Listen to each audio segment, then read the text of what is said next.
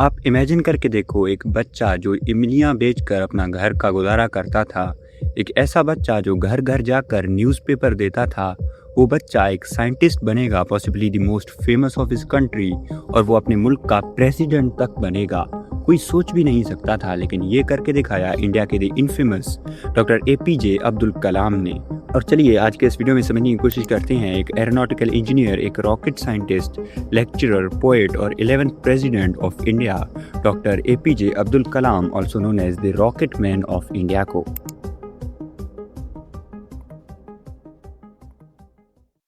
Doctor Abdul Kalam کا جنم ہوا تھا 15 اکتوبر 1931 کو انڈیا کے تمل ناڈو میں ایک چھوٹے سے شہر رامیسوارم میں۔ ان کا پورا نام تھا ابو الپاکر زین العابدین عبد الکلام۔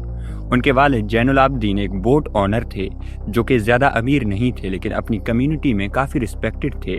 ان کی والدہ ایک ہاؤس وائف تھیں جو گھر سنبھالتی تھیں۔ ڈاکٹر کلام بچپن سے ہی غریبی کو بہت قریب سے دیکھتے آئے تھے۔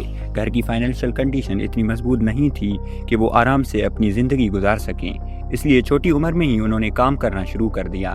کئی رپورٹس کے مطابق وہ املی اور دوسرے چھوٹی موٹی چیزیں بیچتے تھے اور بعد میں ورلڈ وار 2 کے دوران نیوز پیپرز تک ڈیلیور کرنے لگے۔ روز صبح اسکول جانے سے پہلے نیوز پیپر بانٹنا ان کا روٹین بن گیا تھا، لیکن غریبی کے باوجود ان کے اندر ایک چیز بہت مضبوط تھی اور وہ تھی کریوسٹی۔ اسکول میں ڈاکٹر عبد الکلام کوئی ایکسٹرا آرڈنری اسٹوڈنٹ نہیں تھے جو ہر ایگزام میں ٹاپ کرتے ہوں، لیکن ان کی کریوسٹی بہت زیادہ تھی۔ انہیں خاص طور پر سائنس اور میتھمیٹکس پسند تھی۔ وہ اکثر ٹیچرز سے ایکسٹرا سوال پوچھتے تھے اور ہر چیز کے پیچھے کی ریزن کو جاننے کی کوشش کرتے تھے۔ کلام کے ایک سائنس ٹیچر نے ان کی زندگی پر بہت گہرا اثر ڈالا تھا۔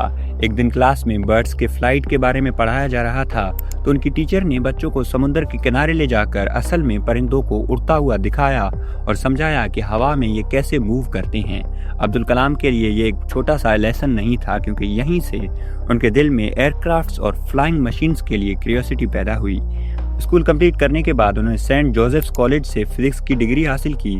ڈگری کے بعد انہیں احساس ہوا کہ انہیں فزکس سے زیادہ انجینئرنگ پسند ہے، اور اس لیے انہوں نے مدراس انسٹیٹیوٹ آف ٹیکنالوجی میں ایروناٹیکل انجینئرنگ میں ایڈمیشن لے لیا۔ یہاں پر ایک ایسا وقت بھی آیا جہاں ان کے پروجیکٹ کے پرفارمنس سے ان کے پروفیسرز بالکل بھی خوش نہیں تھے۔ پروفیسر نے انہیں سخت وارننگ دی کہ اگر پروجیکٹ وقت پر کمپلیٹ نہیں ہوا تو ان کی اسکالرشپ کو ختم کیا جا سکتا ہے۔ اسکالرشپ ختم ہوتی تو شاید ان کی ایجوکیشن بھی رک جاتی۔ عبد الکلام نے کئی دن اور رات لگاتار محنت کی اور پروجیکٹ کمپلیٹ کر کے دیا۔ بعد میں وہ خود کہتے تھے کہ اس واقعے نے انہیں پریشر میں کام کرنا سکھایا۔ ایروناٹیکل انجینئرنگ کمپلیٹ کرنے کے بعد ان کا سپنا انڈین ایئر فورس جوائن کرنے کا تھا۔ انہوں نے ٹیسٹ دیا اور سلیکشن پروسیس میں بھی پہنچ گئے، لیکن فائنل میرٹ لسٹ میں وہ سلیکٹ نہیں ہو سکے۔ وہ صرف کچھ پوزیشنز سے دور رہ گئے تھے اور یہ ان کی زندگی کا سب سے بڑا ڈس اپوائنٹمنٹ تھا۔ لیکن اکثر زندگی ہمارے لیے کچھ اور پلان کر کے رکھتی ہے۔ ایئر فورس میں ریجیکٹ ہونے کے بعد انہوں نے defence research and development organisation یعنی DRDO کو جوائن کر لیا۔ یہاں انہوں نے ملٹری ٹیکنالوجی اور انجینئرنگ پروجیکٹس پر کام کرنا شروع کیا، لیکن انہیں لگتا تھا کہ وہ اب بھی اپنی پوری پوٹینشیل یوز نہیں کر رہے۔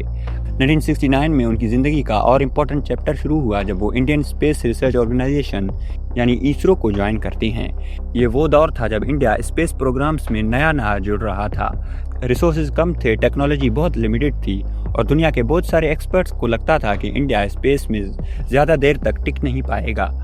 لیکن کلام اور ان کی ٹیم نے اس چیلنج کو ایکسیپٹ کیا۔ انہوں نے سیٹلائٹ لانچ وہیکل پروجیکٹس میں کام کرنا شروع کیا۔ اس پروجیکٹ کا مقصد انڈیا کا اپنا لانچ وہیکل تیار کرنا تھا جو سیٹلائٹس کو اسپیس میں بھیج سکے۔ 1979 میں سب سے پہلا لانچ کیا گیا۔ پورا ملک امید لگا کر بیٹھا تھا۔ راکٹ لانچ ضرور ہو گیا، لیکن وہ ہوا میں ہی فیل ہو گیا۔ کئی سالوں کی محنت کچھ ہی منٹس میں تباہ ہو گئی۔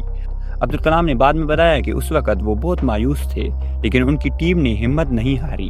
انہوں نے غلطیوں کا جائزہ لیا اور پھر سے کام شروع کر دیا، اور صرف ایک سال بعد 1980 میں دوبارہ لانچ کیا گیا، اور اس بار مشن سکسیسفل رہا۔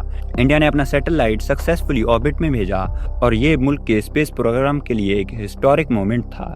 اس کامیابی کے بعد ڈاکٹر عبد الکلام کا نام پورے ملک میں مشہور ہونے لگا۔ 1980s میں انہوں نے integrated guided missile development programme کی لیڈرشپ دی گئی۔ اس پروگرام کے تحت انڈیا کے بہت سارے امپورٹنٹ میسائلز کو ڈیولپ کیا گیا۔ اس وجہ سے میڈیا اور پبلک نے انہیں میزائل مین آف انڈیا کر کے پکارنا شروع کیا۔ لیکن عبد الکلام کی پہچان صرف میزائلز تک محدود نہیں تھی، وہ ایک ٹیچر کی طرح سوچتے تھے۔ وہ مانتے تھے کہ کسی بھی ملک کی سب سے بڑی طاقت اس کی یوتھ ہوتی ہے، اور اسی لیے انہیں جب بھی موقع ملتا تھا وہ اسکولز اور کالجز میں جا کر اسٹوڈنٹس سے ملتے تھے۔ 1998 میں انڈیا نے پوکھران نیوکلیئر ٹیسٹ کیے جو کہ دنیا بھر میں فیمس ہوا۔ ڈاکٹر عبدالکلام اس پروجیکٹ میں one of the most important لوگوں میں سے تھے۔